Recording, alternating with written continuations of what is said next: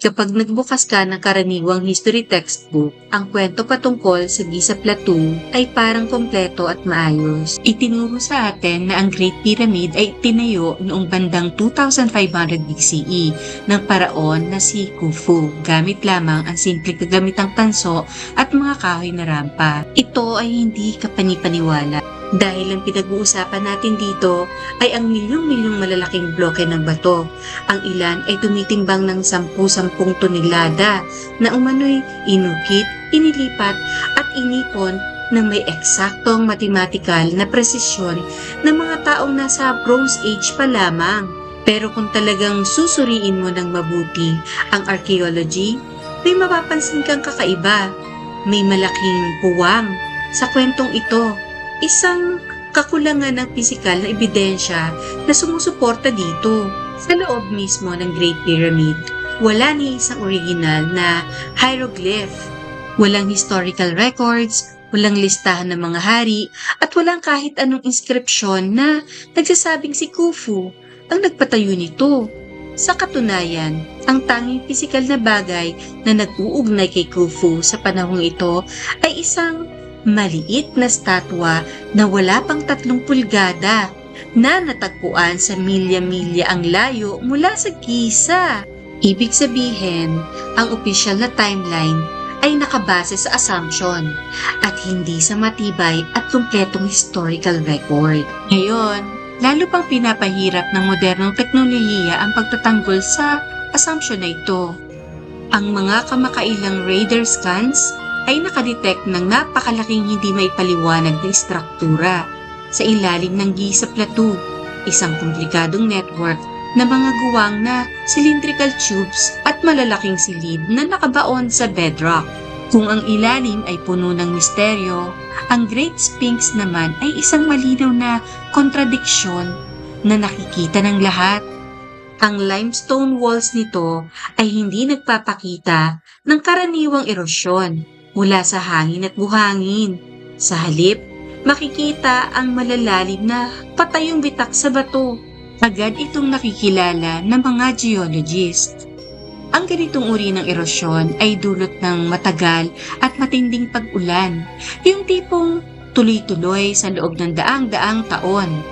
At dito papasok ang malaking problema. Ang Sahara Desert ay hindi nakaranas ng ganitong kalakas na ulan sa loob ng halos 10,000 taon. Kung tama ang ebidensyang ito, ibig sabihin ang mga monumentong ito ay hinubog at nalantad sa kalikasan nung panahong mas basa pa ang klima. Libu-libong taon bago pa ipinanganak ang unang paraon.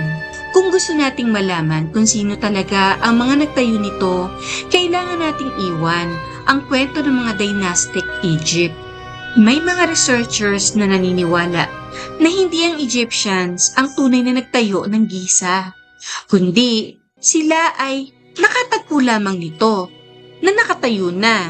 Inayos at isinama lamang nila ang kanilang sariling kultura dito. Ito ang mga posibleng sagot sa misteryo kung paano nailipat ang mga bato. Dahil ang paggalaw ng 80 toneladang granite blocks na may taas na presisyon ay halos imposible gamit lang ang simpleng kasangkapan at lakas ng tao.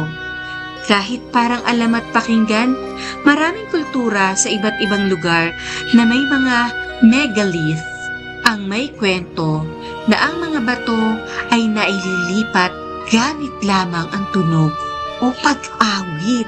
Alam niyo ba na sa modernong panahon, kaya na ng mga laboratorio na mag-levitate ng maliliit na bagay gamit lang ang sound waves? Posible kaya na ang mga sinaunang tagapagtayo ay may mas advanced na kaalaman sa resonance na ito? Ang sobrang eksaktong pagkakagawa ng mga monumento ay tila hindi gawa ng simpleng lakas, kundi ng isang nawawalang kaalaman sa physics. At ang kaalamang ito ay hindi lang limitado sa lupa. Abot din ito ang kalawakan. Makikita ito sa tinatawag na Orion Correlation Theory. Kung titignan mo ang layout ng Giza Plateau, Malinaw na may intensyon ang pagkakaayos nito. Ang tatlong pangunahing pyramid ay eksaktong tumutugma sa tatlong bituin sa Orion's Belt, pati ang bahagyang offset sa ikatlong pyramid. Pero may isang catch. Dahil umiikot at umaalog ang axis ng Earth, isang prosesong tinatawag na precession of equinoxes, nagbabago ang posisyon ng mga bituin sa paglipas ng libo-libong taon. Ang alignment ng mga pyramid ay hindi tumutugma sa langit ngayon at hindi rin sa langit noong 2500 BCE. Pero kapag binilikan mo ang galaw ng kalangitan, may isang eksaktong panahon kung saan perpektong nagtugma ang lahat, ang 10,500 BCE. Ibig sabihin, ang Giza Plateau ay maaaring isang celestial blueprint, isang marka ng eksaktong sandali sa kasaysayan, libu-libong taon bago pa nagsimula ang recorded history. At dito nagsisimula ang pinakamalaking misteryo.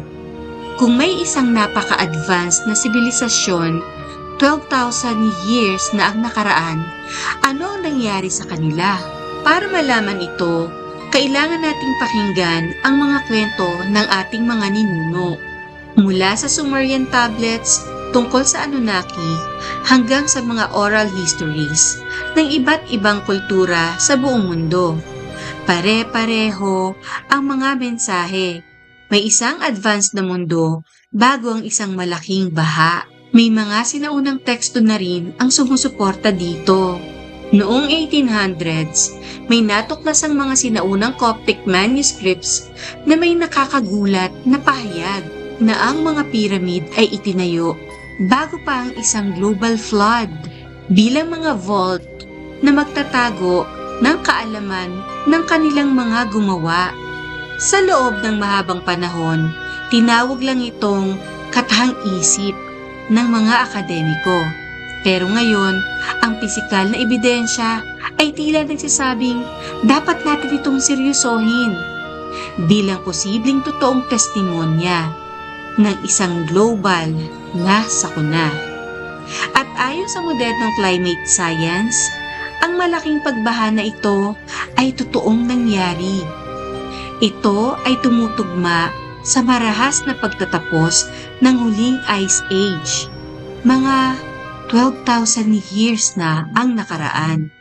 Ayon sa Younger Dryas Impact Hypothesis, isang napakalakas na solar event o comet strike ang nagdulot ng biglaang pagkatunaw ng mga glacier sa Hilaga. Hindi sa loob ng siglo, kundi sa loob ng ilang dekada o posibleng ilang araw lamang. Bilyong-bilyong tonelada ng tubig ang rumagasa sa mga kontinente. Ang biglaang pagtaas ng sea level ay nagbura sa mga sinaunang coastal civilizations. Parang hindi sila kailanman umiral. Ang progreso ng sangkatauhan ay nabura. At ang mga nakaligtas ay bumalik sa simpleng pamumuhay ng Stone Age. Ang mga monumentong ito ay nananatiling tahimik na saksi, mga time capsule na nagtatago ng alaala ng isang nakalimutang sibilisasyon. Isa itong babala na nakaukit sa bato, isang paalala na tayo mga tao ay parang may amnesia at ang ating sibilisasyon ay maaaring mawala sa isang kisap mata.